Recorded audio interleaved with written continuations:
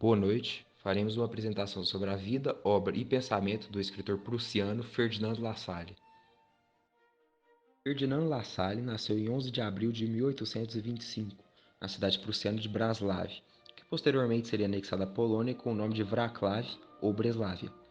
Conhecido por ter uma personalidade turbulenta e contraditória, o autor prussiano foi expulso de sua escola de ensino superior em sua cidade natal. Além disso, antes de entrar na Universidade de Braslav, estudou comércio em Leipzig a mando de seu pai, que era um judeu comerciante do ramo da seda. Em 1843, Ferdinand começou a estudar filosofia, história e arqueologia na Universidade de Braslav.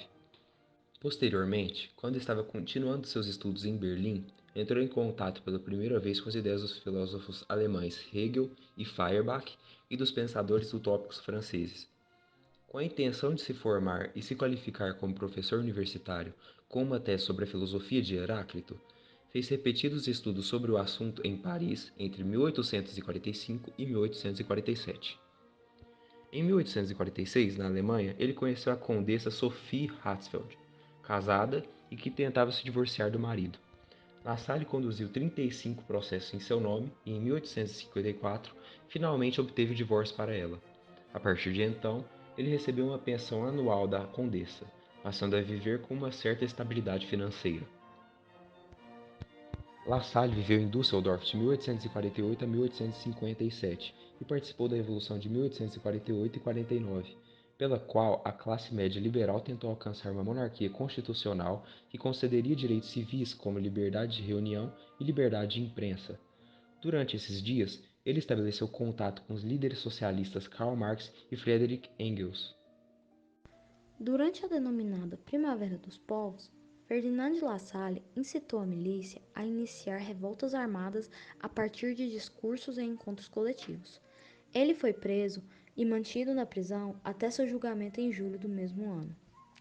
Em 1857, Lassalle voltou para Berlim, disfarçado de condutor de trem, uma vez que havia sido banido da cidade, e em 59 estabeleceu-se definitivamente na capital, onde se tornou ativo como jornalista político.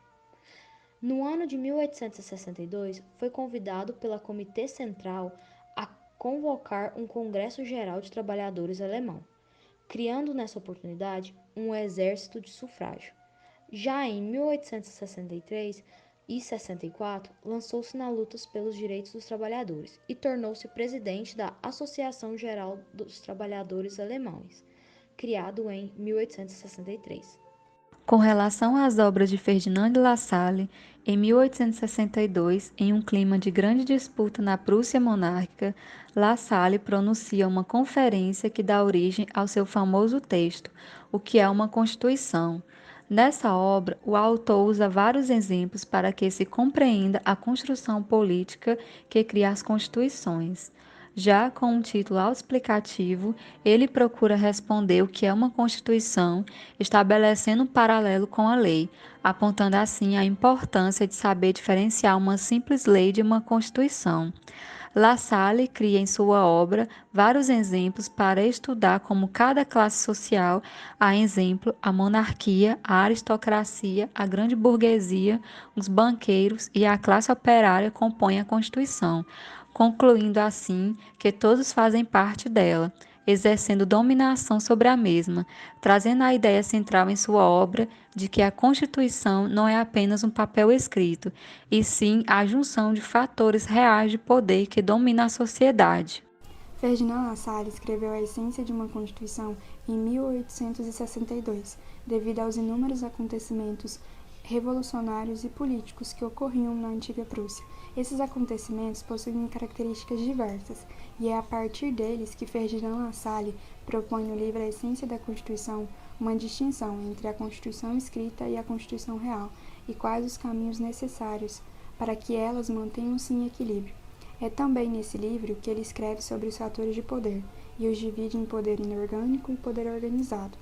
Por isso, a essência da Constituição é considerada ainda hoje uma das teorias introdutórias e mais importantes da concepção sociológica das constituições. Na Alemanha do século XIX, continuavam aplicando o direito consuetudinário, ou seja, era aplicado por hábitos e costumes.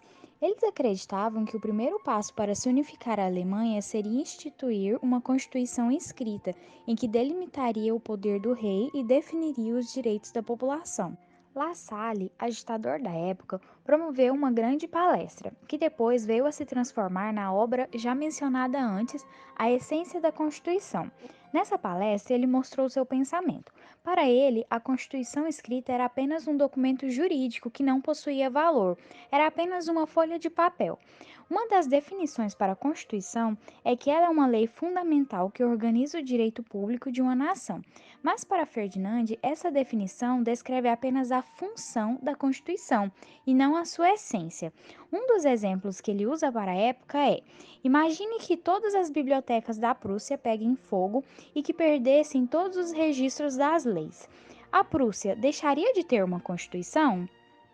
La Salle acredita que não, porque a Constituição para ele não é apenas um papel escrito, e sim a junção dos fatores reais de poder que dominam nessa sociedade. Esses fatores seriam a junção de forças de determinadas classes sociais, as quais ele resume em basicamente 5. Primeiro, monarquia, que é quem detém a força organizada, ou seja, o exército. Segundo, aristocracia, quem detém o capital.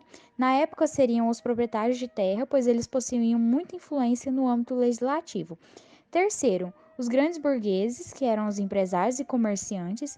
Quarto, banqueiros, que financiam o governo. E, por último, classes operárias e pequena burguesia, que são a maioria da população. Apesar de não serem uma força organizada como o exército, por serem a grande maioria, eles são capazes de apresentar uma grande resistência ao poder. La Salle foi considerado o pai da social-democracia, e em sua principal obra, O que é uma Constituição, título bem sugestivo, ele vai escrever qual seria a essência da Constituição, e escreve de maneira muito simples, que não exige um conhecimento prévio jurídico do leitor. Ele acreditava que a Constituição e a lei são coisas distintas, pois a Constituição seria uma lei fundamental que deve delinear as outras leis. Para La Salle, os problemas constitucionais não são problemas de direito, mas de poder, e relacionados às questões políticas, e as constituições escritas não possuem valor nem são estáveis, a não ser que representem fielmente os valores que dominam na realidade social. Segundo ele, a Constituição escrita só será realmente boa quando corresponder à Constituição real. O autor irá traçar um paralelo do constitucionalismo. Ele reforçava sempre que a Constituição, sendo fator real de poder, sempre existiu na história da humanidade. Por exemplo, na Grécia Antiga e na Idade Média, basicamente não se tinha a ideia de uma Constituição formal escrita em documentos de papel. E foi apenas com a era moderna e com as revoluções burguesas que veio surgir essa formalidade. Assim, La Salle conclui que uma Constituição duradoura necessita ter sua lei escrita compatível com os fatores reais de poder, pois quanto mais compatível, mais duradoura será essa Constituição. Exausto e desapontado com os resultados insignificantes de sua atividade de propaganda, La Salle foi para a Suíça descansar em julho de 1864. Lá ele conheceu Helena. Ele a cortejou apaixonadamente, mas encontrando a oposição da família da jovem, La Salle então desafiou o pai e o ex-noivo da moça a um duelo. O ex-noivo aceitou, e em 28 de agosto, em uma pequena floresta perto de Genebra, o duelo foi travado. La Salle, infelizmente, foi atingido no abdômen e morreu no dia 31 de agosto de 1864. Ele foi enterrado no cemitério judeu em Breslau. Uma crítica feita a La Salle nos dias atuais é que ele confundiu a validade com a eficácia, o ser com o dever ser. Ele possui uma visão muito sociológica daquilo que seria a Constituição, pois para ele somente os fatores reais de poder que caracterizariam a Constituição, o que não é verdade, pois há antes disso um complexo processo formal que compõe a Constituição.